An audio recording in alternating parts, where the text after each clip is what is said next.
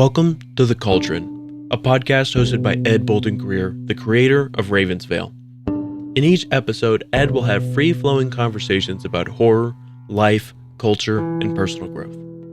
Expect to hear from storytellers, authors, horror experts, life gurus, thought leaders, and influencers.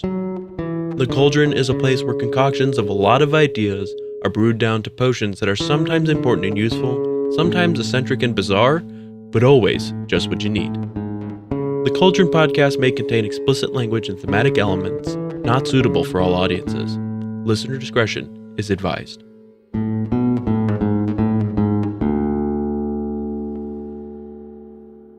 Well, hey there, family. Welcome back to another episode of the Ravensville Cauldron. I'm your host, Ed Bolden-Greer, and this is my co-host, Jacob Garner. Hello, everyone.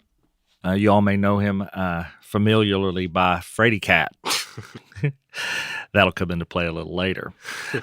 Well, Jacob, how are you doing today? Just a tad bit under the weather. Stopped by the walk-in clinic, got a little bit of a sinus infection, but I've got the medication flowing through my veins. I'm ready for an awesome episode. Excellent. Well, Jacob, Jacob's haunting poll has concluded. Oh, joy. And the results are in. Are you ready to hear the results? Just give it to me straight, Doc. Well, let's see. The Bell Witch Cave and the Mothman are evenly tied at 13% each. Man, I really wanted to hang out with the Mothman, so that sucks, but okay. So maybe a little disappointing for you. The Brown Mountain Lights and, of course, the haunted attraction, that haunted house we wanted to take you to, combined only received 5% of the vote. Are you serious? Yep. I really wanted to do the Brown Mountain Lights, man. And the Paranormal Investigation received, wait for it, your favorite number, Jacob. Oh, God. 69% of the vote. So, Jacob, you win an all-expense-paid trip to the school to participate in your first ever paranormal investigation. To everybody who voted for this, I could see your names. Jared and I, we have some good news for you, too. Okay. We know this is not what you wanted to do. It's what you're going to do, but not what you wanted to do. So we've decided we're going to take you to the Brown Mountain. Oh, really? Since we know how badly you really wanted to go. Take that, everybody who voted for the school. I still get to go. We're going to put you out in the middle of the woods and leave you there all night by yourself. That still sounds better than the paranormal investigation. No, we are gonna take you up there. We're excited about experiencing it too. We may do a little remote up there. Well, it'll be beautiful. I can't wait. Thank you to everybody who voted. I appreciate it, even though you voted for my least favorite option. And the picture that we had generated for the post of the announcement of that. Oh yeah. It caught you pretty good. I mean, it just didn't capture your Filipino side. It captured your Asian side. Okay. We'll take what we can get. So what's been going on, man? Same old, you know? Getting back into the groove of things ever since I got back from vacation really feels like I'm hitting my stride again. But I gotta admit, I really hate this cold weather. Me too. There was a little bit of spring almost weather there for a few minutes, and I thought, oh, God, man. But, you know, Jacob equals phasmophobe, and Ed equals cryophobe. I hate cold weather. Me too. And it's cold in here. I've got a hoodie and a shirt. But Jacob, I like that flannel you have on. Hey, thanks, man. Yeah. Actually, quick story about this flannel. So my twin bought it for me and traded for an older flannel that I had.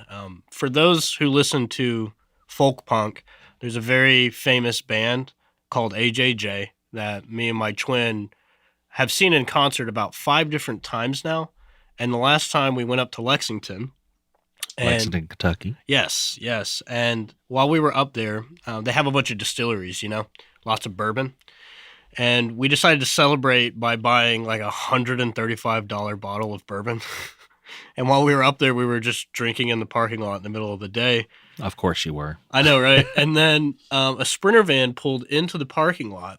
And wouldn't you know it, out hops AJJ, the band that we were there to see. So me and Zach are fangirling hard. You know, oh my God, do you see him? There's the lead singer. Oh my God, there's the drummer. and they overheard us freaking out, and they walked over to us to say Oh, hello. wow. Yeah, and it was really, really cool because then we were like, do you guys want to drink some of this? And they're like, hell yeah. So we're drinking bourbon with the band that we wanted to see. And then the drummer actually said, hey, man, I really like that flannel you got on. I was like, hey, I like yours too. And then he goes, do you want to trade? Of course. Of course you do. So we traded, and I got the flannel from the drummer. We got some pictures with him too. And then they gave us an autograph set list at the end of the show. When we got back to the Loudon, Zach said, I'll buy you a brand new flannel from Duluth if you give me that one. And I was like, yeah, man, let's trade.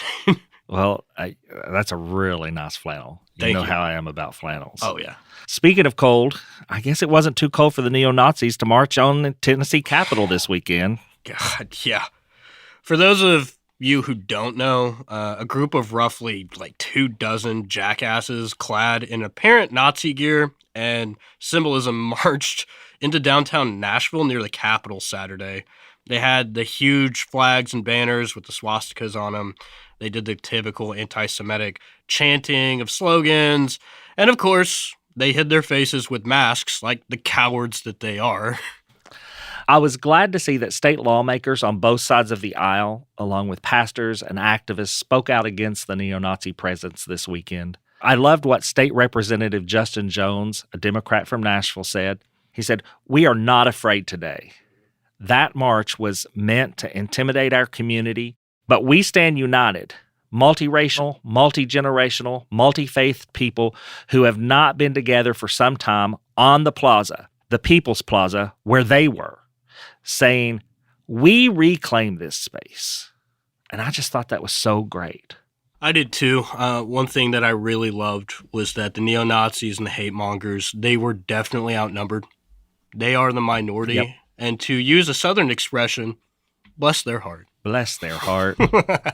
Well, family, in the last episode, we looked at the history and happenings of the infamous witch hunts of the American colonies from the 15th to the 18th century. These reprehensible killings were fueled by fear, superstition, and religious extremism. In today's episode, we're going to dive into the dark corners of history and explore the chilling tales of the European witch hunts. Before we dive in, let's do some of our would you rather questions. Yeah, I'm down for it. Let's do it. Jacob, would you rather earn a ton of money doing work you hate or a little bit of money doing work you love? Well, I'm actually really fortunate because I make good money doing something that I love right now. Suck up. I know, right?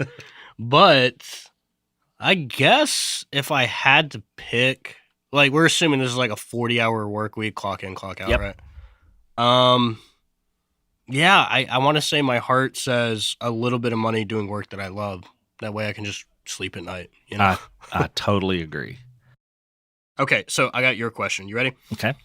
Would you rather live 10 years longer with regrets or die 10 years early with no regrets? I'm going to say this is an easy question for me. Is it? Of course, I don't really want to live with regrets, but given the choices here, I recently got married, and Jared's a little younger than I am. Well, maybe he's a lot younger than I am, but I would take the 10 years living with regrets just to have 10 more years with him. That's sweet. That's beautiful. Yeah. When I look at it that way, I can live with the regrets if I have to, but I don't want to give up not 1 minute. That was a beautiful wedding, by the way. Thank you. Oh, wait, I wasn't you there didn't get for to go. it. Yeah, actually. Never got an invitation. Well, we didn't invite any students so at the time. So we're glad you're with us now. You get to come to the anniversary parties. All right, that sounds fair. March is Women's History Month. This is a time to celebrate the contributions and achievements of women throughout history and in our lives today. From science and politics to art and sports, women have played a crucial role in shaping our world. Women have played a vital role in shaping our world, breaking barriers, and paving the way for future generations. From activists and scientists to artists and leaders, women have made significant strides in every field imaginable. During Women's History Month, it's crucial to recognize the accomplishments of women who have so often been overlooked and underestimated. It's a time to highlight the stories of those who have fought for equality, justice, and women's rights. And we also must acknowledge that the fight for gender equality is far from over. Women still face challenges and barriers in various aspects of their lives, including the workplace, education, and healthcare. It's essential to continue advocating for equal rights and opportunities for all. This month, let's take the time to recognize and honor the extraordinary women who have broken barriers, made significant contributions to society, and continue to inspire us daily. Let's remember the trailblazers who have fought for women's rights and equality, and let's support the women who are making history today. Moreover, look around you and celebrate the women who are our everyday heroes. Let's join together to support all women and their rights to freedom and autonomy. Let's amplify their voices, acknowledge their struggles, and work towards a more inclusive and equal future. And remember, every day is an opportunity to celebrate and uplift the women in our lives. Let's continue to support, empower, and inspire each other. Together, we can create a world where gender equality is the norm. Once upon a time, in a small village in Glarus, Switzerland, there lived a woman named Anna Goji. She was known among the townsfolk for her knowledge of herbs and remedies, which she used to help those in need. But little did she know that her life was about to take a dark and twisted turn.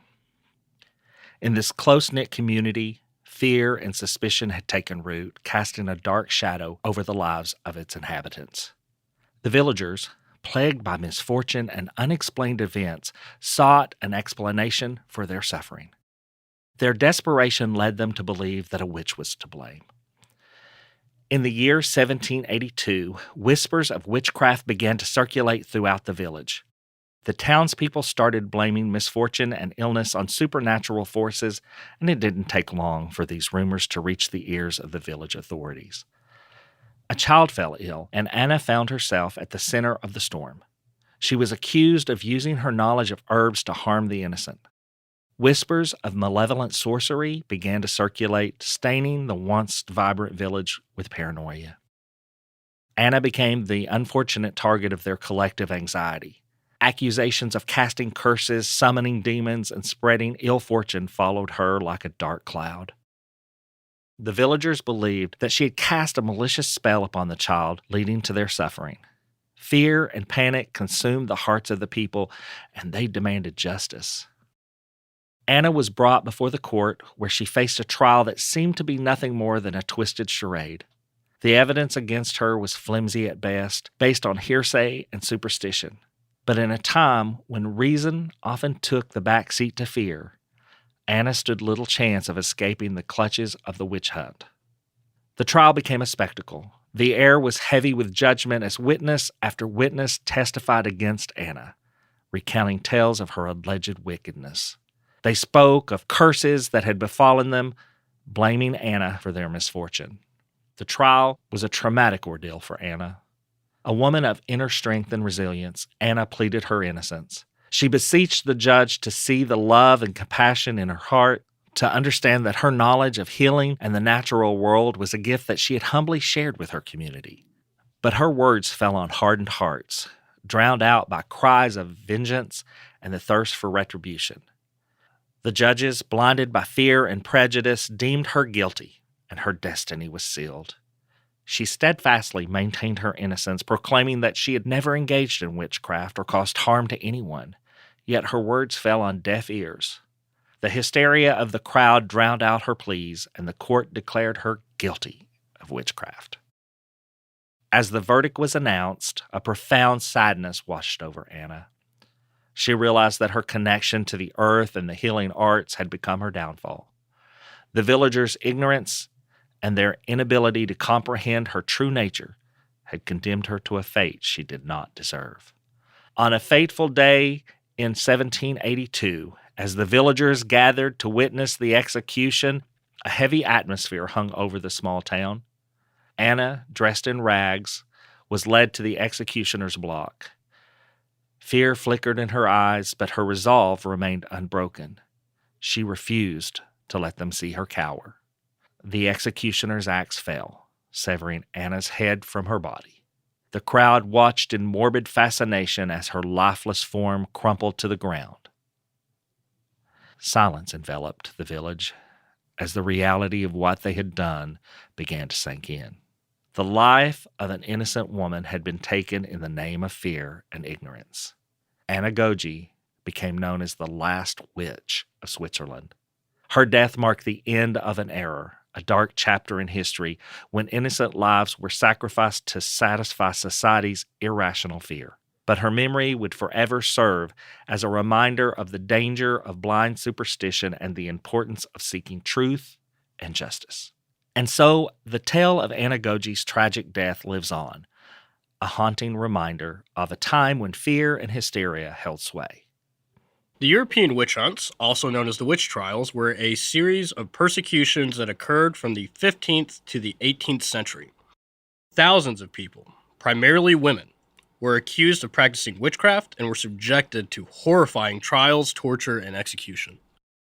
To understand the witch trials, we need to go back to the Middle Ages and the early Renaissance. Europe was undergoing significant social, religious, and economic changes during this time.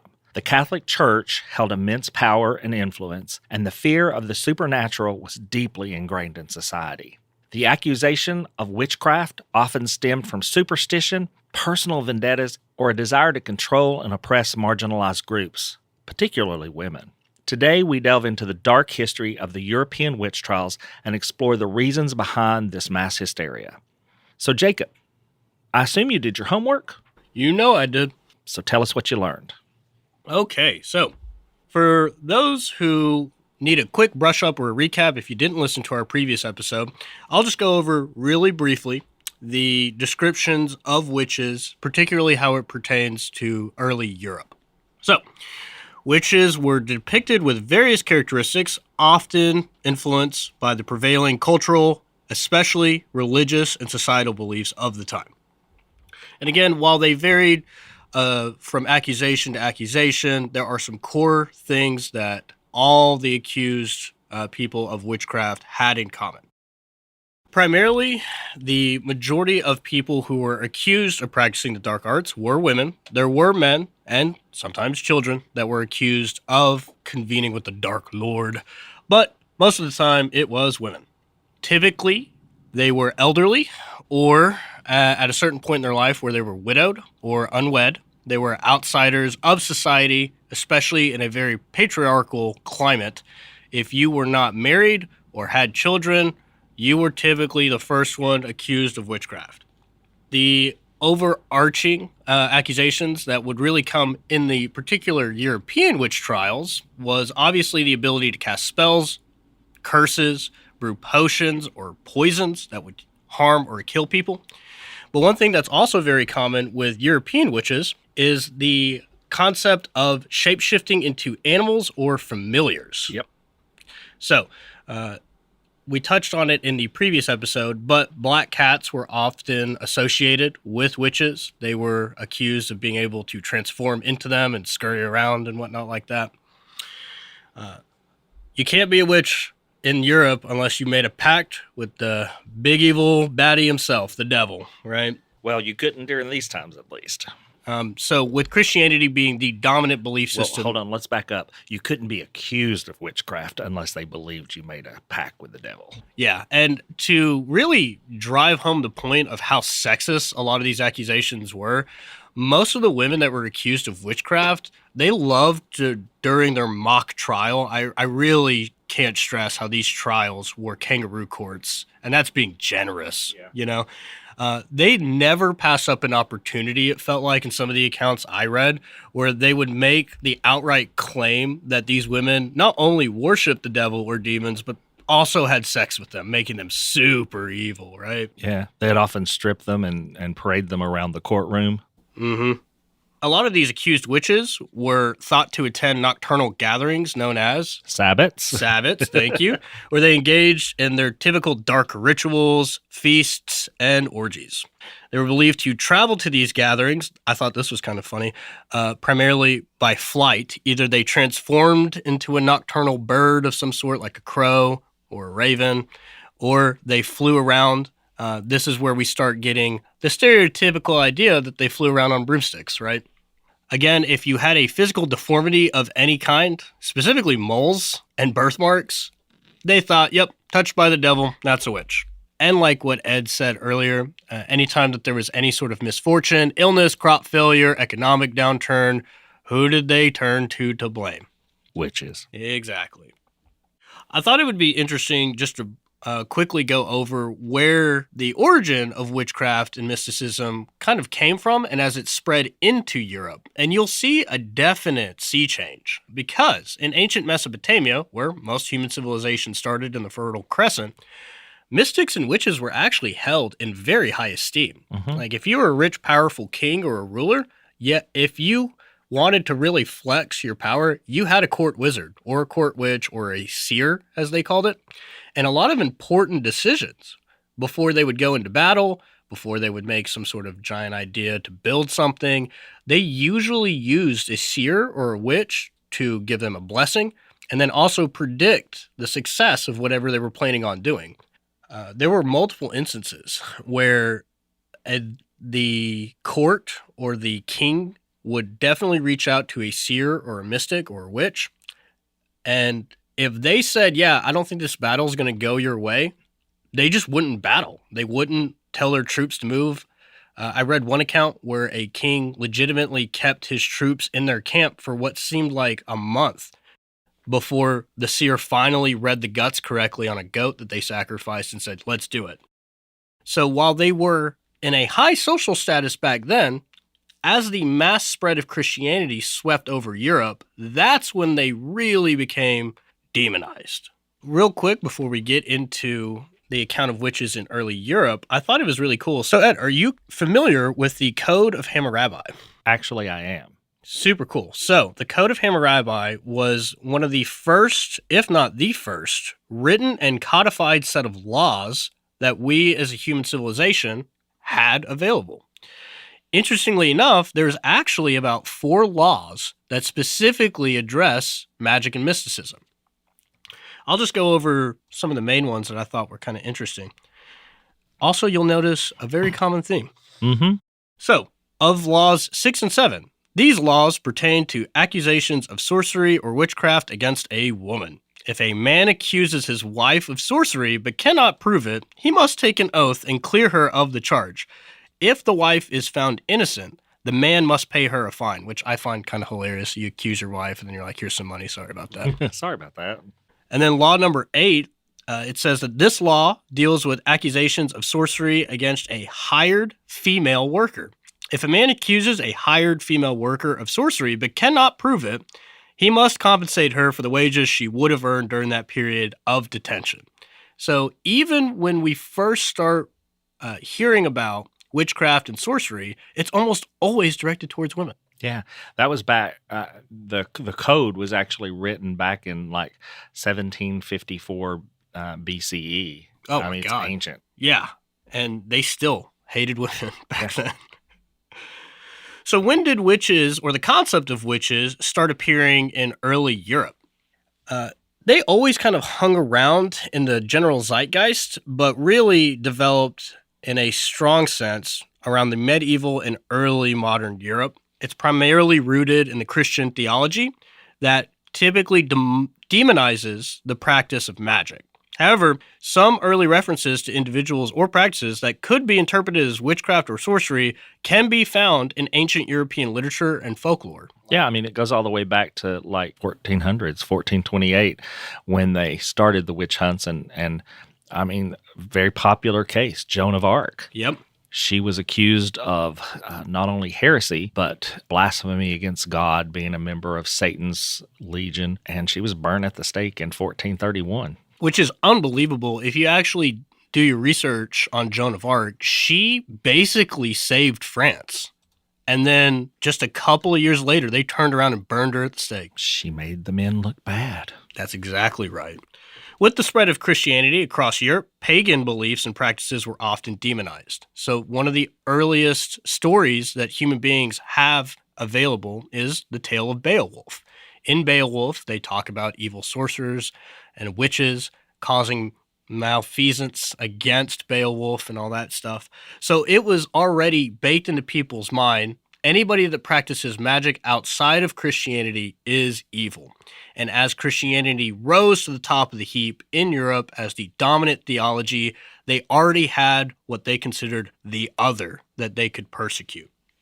The earliest explicit references to witches in Europe can be found in a lot of medieval texts that monks would write, particularly with the context of ecclesiastical writings and legal documents like arrest warrants and such. For example, the Canon Episcopi, a 9th century church document, addressed the belief in night-flying witches, but did not use the term witch explicitly, and interestingly enough, as a two-edged sword, it condemned the belief in such witches as a form of heresy.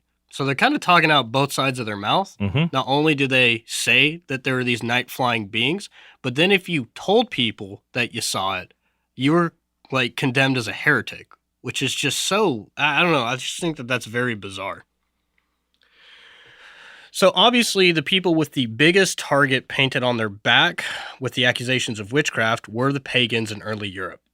Pagans were often accused of being witches in Europe for a whole host of reasons, largely influenced by the Christian missionaries and churches that set up shop where these people have been practicing the pagan religion for, I don't know, hundreds of years at this point, if not thousands, right? And one of the things that most people fail to remember, especially Christians, is that pagans didn't believe in Satan or anything like that. It was a belief of nature, that nature is sacred, and that there's a natural cycle of birth, growth, death in the world. Yeah. And you'll notice in a lot of the accusations of witchcraft in Europe, anybody that practiced herbalism, which the pagans really did quite often, herbalism was basically, I guess, a slippery slope straight into hell via witchcraft. Yeah, because the people would go to these herbalists / witches to get the brews that they made in order to help them. But one thing go wrong, not even with the remedy, just anything, and then they were coming after you. They were immediately, once pagans were discovered in early Europe, demonized and then labeled as heretics to the church. And anybody knows, if you follow history, what happened to heretics back then was not pleasant. Not pleasant. The main stereotype that sunk a lot of pagans' practices in the eyes of the church was their involved elements of nature worship and divination. And while they were misunderstood or condemned by Christian authorities, practices such as casting spells, using herbs for healings, or performing rituals to invoke their deities was seen immediately as witchcraft by the Christian community. Interestingly enough, to highlight again what Ed said, the Christian church equated pagan beliefs and practices with devil worship, even though they didn't even believe in Lucifer, Beelzebub. They were just worshiping their gods. But if it wasn't the Christian God, the Abrahamic God, it was just by default the devil. Pagans were portrayed as consorting with demons or evil spirits in their rituals, making them susceptible to the accusations of wizardry and witchcraft. The idea that pagans engaged in malevolent magic or made pacts with the devil reinforced stereotypes of pagans as witches. So back in early Europe, default pagan equals witch, and then that's where a lot of the stereotypes of witches come from. Sorry to any pagans listening to the podcast. I don't believe you're a witch. Or if you are a witch, you're a good witch. You're not a heretical witch. Okay. And like what we talked about in the early Americas episode previously, accusations of witchcraft were pretty handy for societal control or suppressing dissenting religions or cultural practices. Most of the Christianization efforts that took place in early Europe were done by the point of a sword. So if you just killed somebody, that was wrong. But if you killed somebody in the name of God because they were a devil worshiper, you're making it into heaven. And that actually led to a really messed up mentality that I can kill a lot of innocent people, and that's going to get me some brownie points with a capital G-O-D. Also, it was very useful for people as they started to kind of colonize Europe and push further into the wilderness and build their Christian communities, that if there were pagans there, you could just kill them and then take their land. And then when people ask, why did you butcher men, women, and children? You say, well, they were all just devil-worshipping witches and wizards, man. What would you rather have? Pacts with the devil or a nice little farmstead that you pay your tithe back to the church for? There was a pretty pivotal book that got released that kicked off most of what we see as the witch trials in Europe. It was called the Malleus Maleficarum. While I did read part of the excerpts, it's a big book, and it's not a very exciting read, I'm not going to lie to you. I did link it in the show notes for anybody that wants to read it themselves. I did pick out a couple of interesting excerpts. So, on one chapter entitled On the Nature of Witches, this book said, all witchcraft comes from carnal lust, which in women is insatiable. Wherefore, the sake of fulfilling their lusts, they consort even with the devil. Classic woman hating.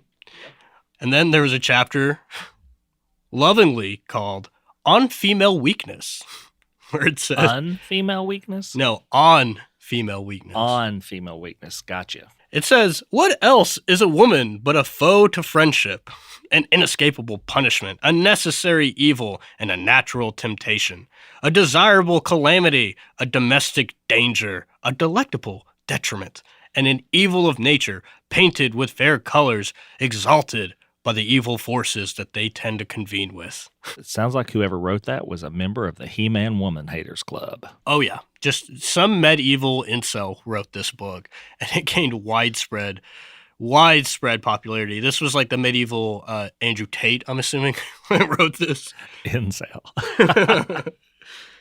And then it explicitly says, on the powers of witches. For it is not to be wondered at if the art attains such power, that those who can make use of it can do harm to whomsoever they will. Now, this is where people started. This next excerpt was really read as a call to action for a lot of people that ended up reading this book, or it was read to them, because a lot of medieval Europe was illiterate at the time. And it's entitled On the Need for Prosecution. And it reads, therefore, it is clear that these wretches have done things which exceed the bounds of human wickedness, and it is no wonder that this kind of crime should be so severely punished by the secular princes. And on this final excerpt, it says on interrogation and torture. To pass over a multitude of matters in silence, I will give one example of the way in which these witches are to be questioned. Take, then, some man who has been detained in prison, strong in body and limb, but feeble in mind and intellect. And because it is a woman's nature to be timid, when she sees these instruments of torture, she will confess almost anything, as the following story, as many others, will illustrate. And then it's a gruesome, I'm not going to read it, but it was a gruesome account of how they tortured a poor woman and accused her of witchcraft. She confessed to it under extreme duress, and then they put her out of her misery. And that was how most of these trials went. Oh, yeah.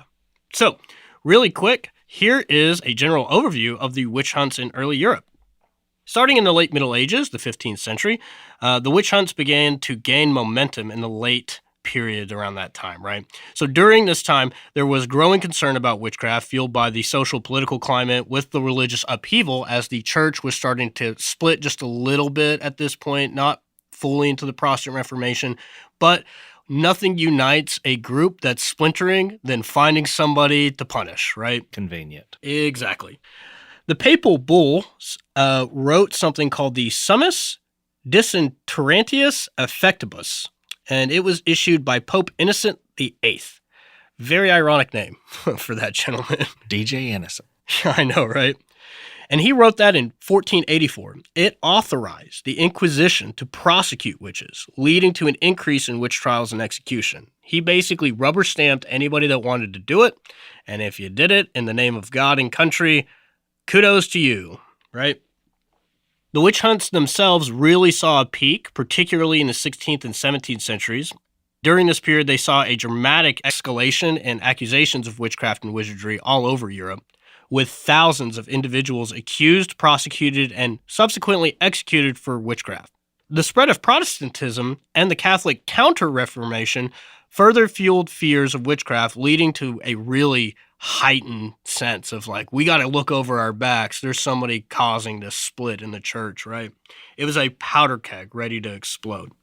Luckily for most women in Europe, during the late 17th and 18th centuries, attitudes towards witchcraft began to shift, and the witch hunts gradually declined. Several factors contributed to this decline, including skepticism towards witchcraft beliefs, changes in legal procedures, and the rise of the Enlightenment period, which emphasized rationality and scientific inquiry.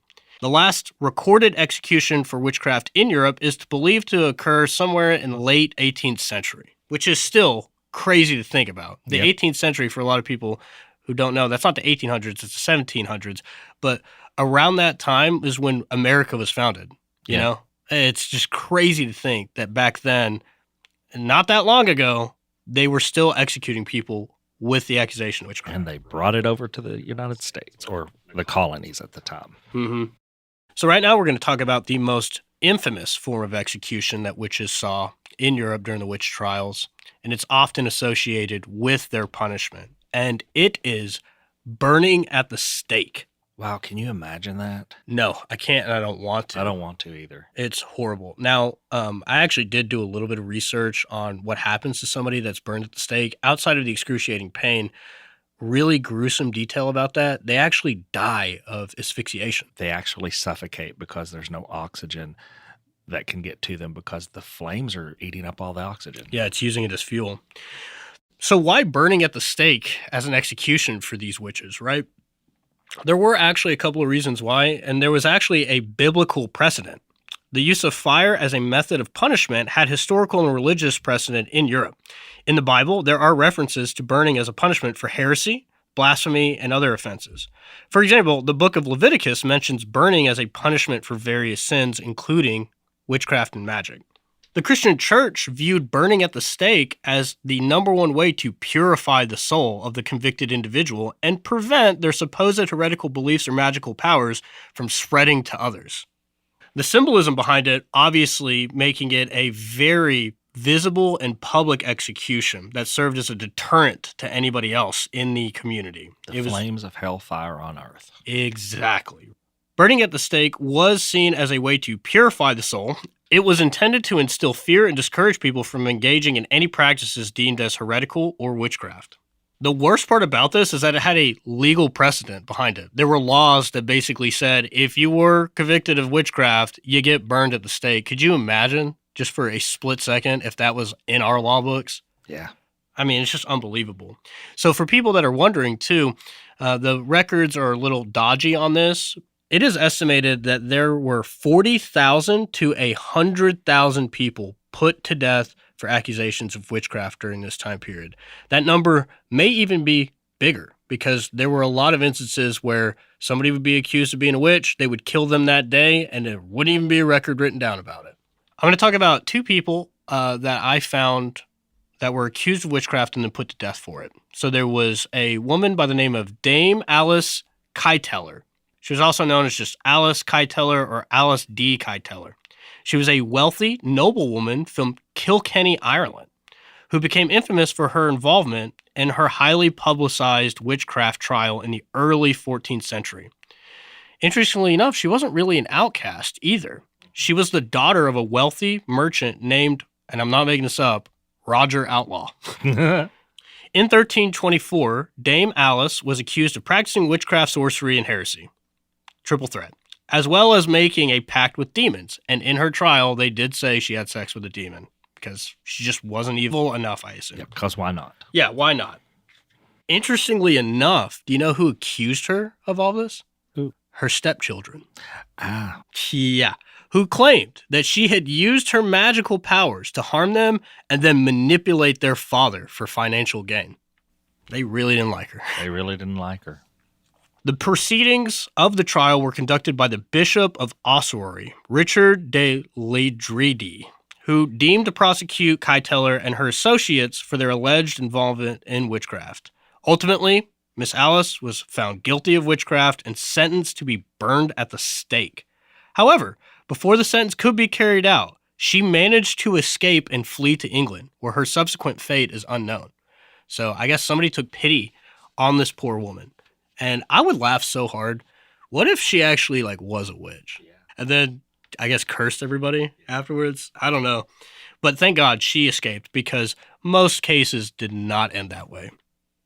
Shortly following that trial in 1428, the Bishop of Sion, Peter of Gruyères, initiated an investigation into allegations of witchcraft in the Valais region.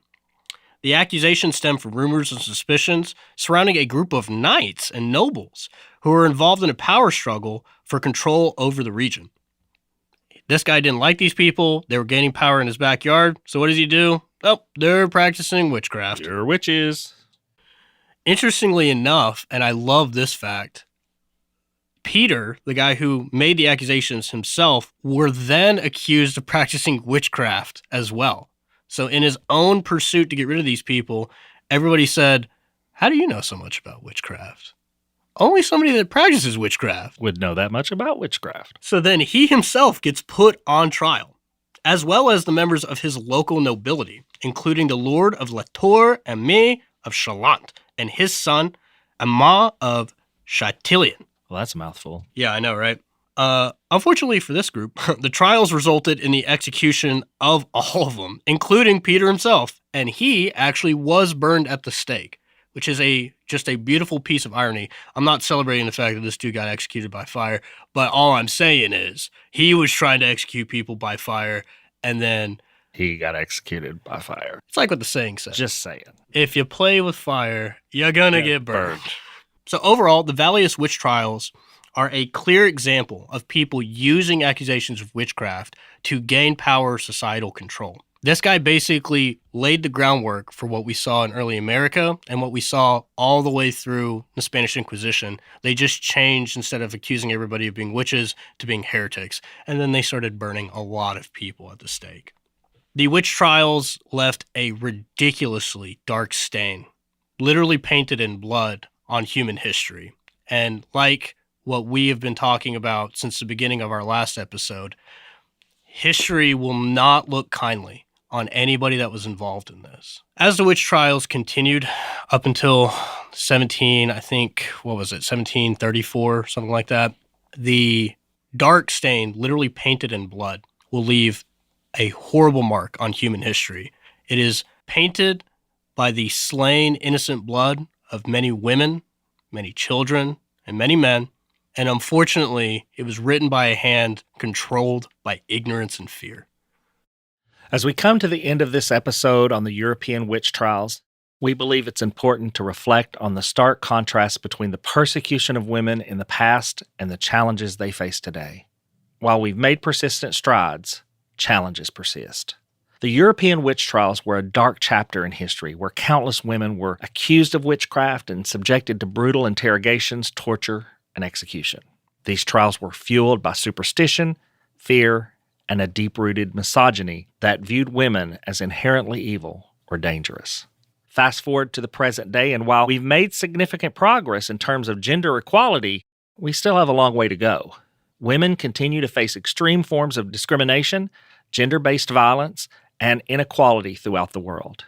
It is essential to recognize the parallels between the historical persecution of women during the witch trials and the challenges women face today. The witch trials were a manifestation of patriarchal control and the fear of women's power, and these issues persist in different forms in modern society.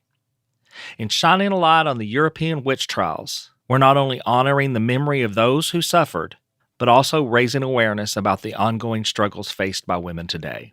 It is a reminder that the fight for gender equality is not confined to the past, but it's a continuous battle that requires our attention and action. Now, family, you adults have a few chores to do. Follow us on all the social media platforms that we've made available just for you folks. You can find the Ravensville Cauldron podcast on your favorite podcast platform. If you haven't already, just search for the Ravensville Cauldron podcast. And again, make sure you hit the follow button to stay up to date with our latest episodes. And if you don't mind, leave us a good rating and a comment. Oh, and tell a friend about us, won't you? So until next time, family, see you soon.